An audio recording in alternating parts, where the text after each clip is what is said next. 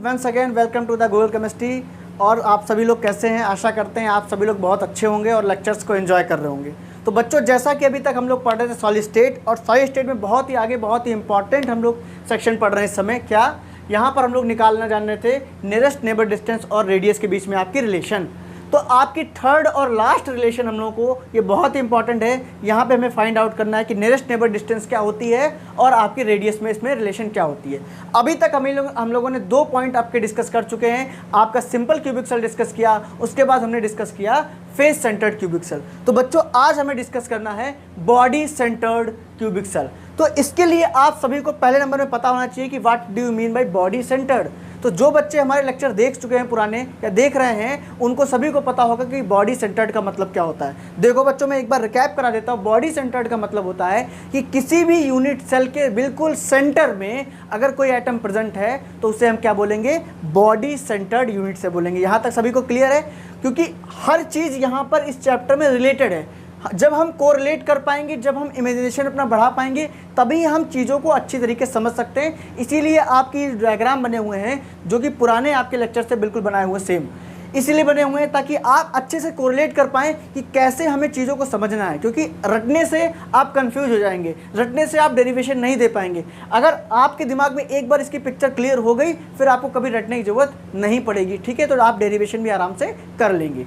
तो हम डिस्कस करते हैं कि बॉडी सेंटर्ड में नियरेस्ट नेबर डिस्टेंस और रेडियस हम कैसे निकालेंगे। देखो बच्चों, सबसे पहले उसके लिए हमें पता होना चाहिए कि बॉडी सेंटर्ड केस में क्या होता है। किसी की बॉडी में, मतलब यूनिट सेल की बॉडी में आपका एटम प्रेजेंट होता है। और फेस सेंटर्ड में कहाँ प्रेजेंट था बच्चों? फेस सेंटर्ड में उसके फेस पे प्रेजेंट था। तो फेस सेंटर्ड तो हम कर चुके हैं, तो फेस सेंटर्ड में अब हमें इसके फेस पे प्रेजेंट होने की कोई ज़रूरत नहीं है। अब हम कहाँ रखेंगे एटम को? अब सर हम एटम को रखेंगे इसकी बॉडी के बीचों बीच में। ठीक है, जब हम बॉडी के बीचों बीच में एटम को रखेंगे, अब हमें क्या निकालना होगा? जो नियरेस्ट डिस्टेंस निकालनी होगी वो कहाँ से निकलेगी बच्चों? वो निकलेगी यहाँ से। कहाँ से? आपका ए और डी के बॉन्ड से। ए और डी के बॉन्ड से कंफ्यूज मत होना।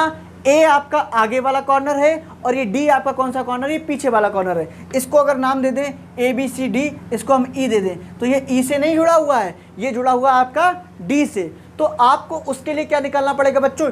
ए डी निकालना पड़ेगा। तो ए डी निकालेंगे, कैसे निकालना ये सब हम डिस्कस करते हैं। देखो बच्चों, इससे पहले वाले लेक्चर में हमने ये जाना था कि हमें ए सी कैसे निकालना है। एसी को हमने सॉल्व करके आपको बताया था कि एसी में कैसे बॉन्ड बनते हैं, कैसे आपका जो एटम्स होते हैं आपस में बॉन्डेड होते हैं।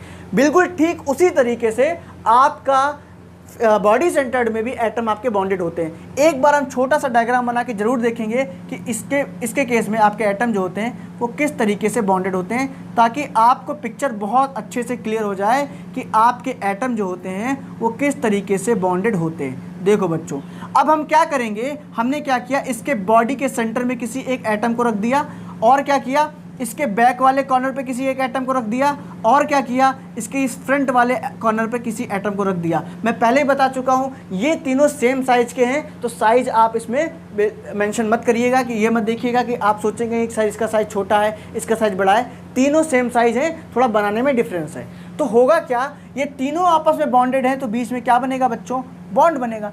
अब क्या होता है? हम बार बार यही चीज़ रिपीट कर रहे हैं, किसी भी सर्कल में एटम क्या होता है? सर्कुलर इन शेप होता है। तो किसी भी सर्कल में अगर हम देखें तो वहाँ पर क्या होता है बच्चों? वहाँ पर सर रेडियस होती है। तो रेडियस आर आएगी, और जो एटम बॉडी के बीचों बीच में प्रेजेंट है तो वो तो पूरा का पूरा होल एटम प्रेजेंट है ना। तो वहाँ पर कितनी आर आनी चाहिए बताओ? एक आर, सिंगल आर लेंगे या 2 आर लेंगे?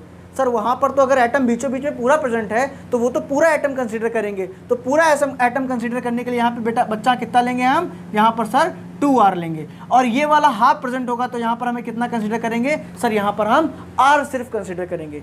अगर आपको ये समझ में आ गया कि कैसे ये आपस में बॉन्डेड हैं, तब आपके लिए बहुत ही ईजी हो चुका है। देखिए कैसे। देखो बच्चों, अब हमें क्या निकालना है मैं पहले ही बता चुका हूँ। आपको ये वाला पॉइंट बहुत अच्छे ध्यान रखना है, कंफ्यूज मत होना।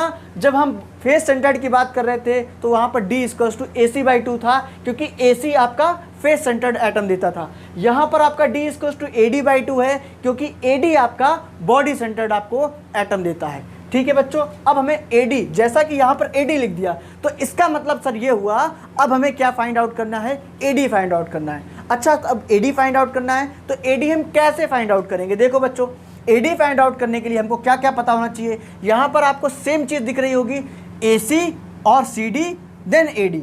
तो तो इसका मतलब यहाँ पर भी राइट एंगल प्रेजेंट है, तो यहाँ पर हम पाइथागोरस थ्योरम का यूज करते हुए आराम से AD को फाइंड आउट कर सकते हैं। लेकिन उससे पहले हमको क्या पता होना चाहिए, हमको AC पता होना चाहिए, क्योंकि आपका CD तो हमें पता है, क्योंकि सारी एज क्या होती बराबर होती, CD भी आपका क्या हो जाएगा, ये भी सर A हो जाएगा। लेकिन हमको उससे पहले क्या पता होना चाहिए बच्चों, AC पता होना चाहिए। और AC मैंने पहले वाले लेक्चर में सॉल्व भी कराया था, लेकिन एक बार फिर से मैं अगर पूरा आपको डेरिवेशन बताता हूँ, देखिएगा AC कैसे निकालेंगे बच्चों। हम क्या करते हैं, इन ट्रेंगल, हम अपना एक ट्रेंगल ले लेते हैं, कौन सा, ABC। और आपको पता है अगर हमें AC निकालना है तो क्या लगाएंगे, वहाँ पर पाइथागोरस प्रॉपर्टी लगाएंगे, AC स्क्वायर इक्वल्स टू क्या लगाएंगे बच्चों, AB square plus BC square. ठीक है, तो यहाँ से आराम से AC कैसे निकाल सकते हैं, AC स्क्वायर टू क्या, AC स्क्वायर इक्वल टू क्या हो जाएगा, AB आपका A स्क्वायर है, BC आपका A स्क्वायर है, तो यहाँ से आराम से हम कह सकते हैं AC इक्वल टू आपका आ जाएगा √2a। ये तो हम पहले वाले लेक्चर में भी सॉल्व कर चुके हैं, तो इसको हमने फिर से बता दिया ताकि आपको अच्छे समझ में आ जाए। अब हमें AC पता है, अब हमें CD पता है, आराम से हम AD फाइंड आउट कर सकते हैं। कैसे, अब हम क्या करेंगे, नाउ इन ट्रेंगल, कौन सा ट्रेंगल बच्चों, बताओ आप लोग बताओ कौन सा ट्रेंगल, इन ट्रेंगल ACD, क्योंकि C पर आपका 90 डिग्री एंगल प्रेजेंट है। तो ट्रेंगल जब हम ACD लेंगे तो क्या लिखेंगे बच्चों, AD square by Pythagoras theorem, AD square equals to क्या हो जाएगा बच्चों बताओ, यहाँ पर आपका हो जाएगा AC square plus CD square. यहाँ तक सभी को क्लियर होगा, कोई डाउट नहीं होगा, क्योंकि ये आपकी सिंपल मैथमेटिक्स है।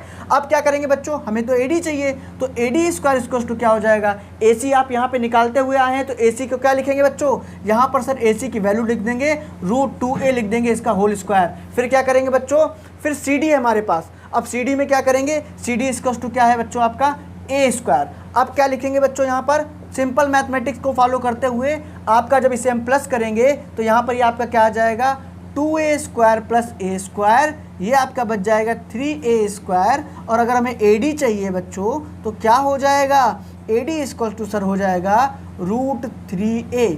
यहाँ तक तो किसी को कोई डाउट होना नहीं चाहिए, बहुत ही बेसिक मैथ्स हमने यहाँ पर अप्लाई करी है। ठीक है, इसके आगे हम थोड़ा सा क्या करेंगे वो आपको बहुत अच्छे से समझना चाहिए। ये तो बहुत बेसिक मैथ है, आराम से आप AD AC किसी की वैल्यू पाइथागोरस थ्योरम निकाल सकते हैं। ठीक है, अब हम बात करें अगर, तो आपको पता होना चाहिए, हमने ऊपर ही लिख दिया है nearest neighbour distance D equals to AD/2।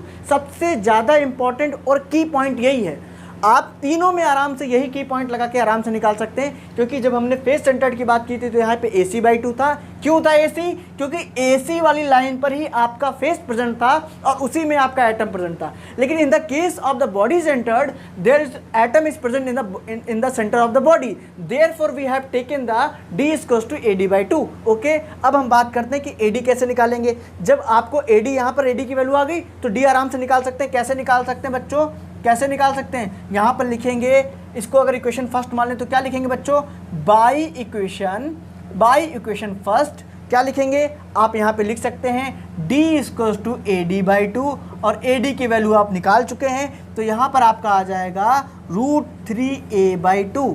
यहाँ तक सभी को क्लियर। तो जैसा कि आपने देखा कि D इक्वल्स टू AD/2 होता है, तो ये रिलेशन में निकाल ली नियरेस्ट नेबर में। अब मैंने आपको ये बताया कि जैसे आपको अगर रेडियस निकालनी, तो रेडियस कैसे निकालेंगे, आप सभी को पता है डायमीटर का 2 टाइम्स रेडियस होती है। तो आप क्या करेंगे, यहाँ पर D की जगह पे क्या लिख सकते हैं बच्चों, D की जगह पे सर हम लिख सकते हैं 2r, तो यहाँ पे इजीली हम लिख सकते हैं 2r। और आपको पता है D की वैल्यू क्या होती है, सर D की वैल्यू तो आपने अभी निकाली है √3a/2। तो आराम से हम इसे क्या निकाल सकते हैं बच्चों, r इक्वल्स टू ये आपका आ जाएगा 3a√3a/4। तो this is the relation of radius. तो बच्चों यहाँ तक देखा आपने, हमने क्या निकाला, पहले हमने आपका D निकाला जो नियरेस्ट नेबर डिस्टेंस होती है, और फिर हमने रेडियस निकाला। एक बार मैं फिर से आपको बता दूं, नियरेस्ट नेबर में बच्चे बहुत कंफ्यूज होते हैं, सर ये नियरेस्ट नेबर क्या है।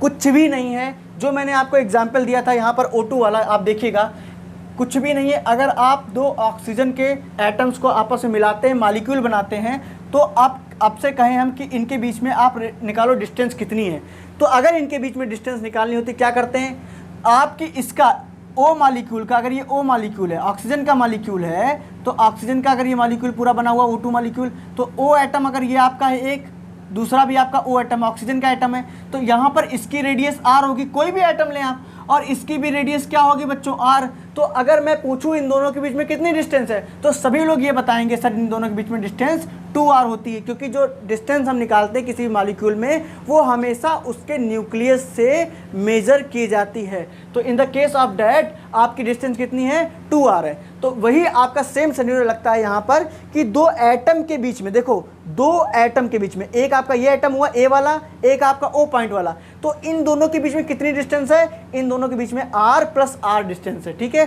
तो आपका यहाँ पे D आ गया, इसको एज अ डायमीटर भी कह सकते हैं। देखो ना R प्लस R क्या मिलकर बनाएगा, डायमीटर भी बनाएगा। और अगर हमें रेडियस निकालनी है तो हम बहुत अच्छे तरीके से जानते हैं radius is the half of the diameter. तो यहाँ तक बच्चों हमने क्या क्लियर किया, हमने यहाँ तक रिलेशन पढ़ ली तीनों अपने पॉइंट्स के बारे में, सिंपल क्यूबिक के बारे में भी, बॉडी सेंटर्ड के बारे में भी, और फेस सेंटर्ड के बारे में भी।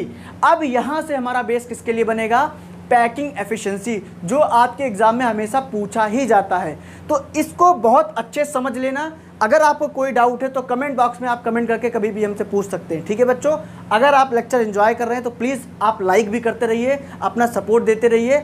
और अगले वाले सेशन में अब हम अपना स्टार्ट करेंगे पैकिंग एफिशिएंसी। उससे पहले हमें क्या पढ़ना पड़ेगा, उससे पहले हमें कोऑर्डिनेशन नंबर पढ़ना पड़ेगा। कोऑर्डिनेशन नंबर क्या होता है, वाइड क्या होता है, टेट्राहेड्रल वाइड क्या होता है, ऑक्टाहेड्रल वाइड क्या होता है, ये सब चीज़ें हम जब जान जाएंगे तो हम उसके बाद करेंगे अपनी पैकिंग एफिशिएंसी। वो भी आपका कुछ ना कुछ हद तक मैथमेटिकल पोर्शन ही है, तो आराम से आप उसे समझ सकते हैं। आप लोगों से मैं यही रिक्वेस्ट करूंगा, आप लोग लेक्चर अच्छे से देखें। अगर कोई डाउट आता है तो प्लीज़ आप कोई भी क्वेरी अपनी पूछ सकते हैं, ठीक है। तब तक के लिए बाय बाय।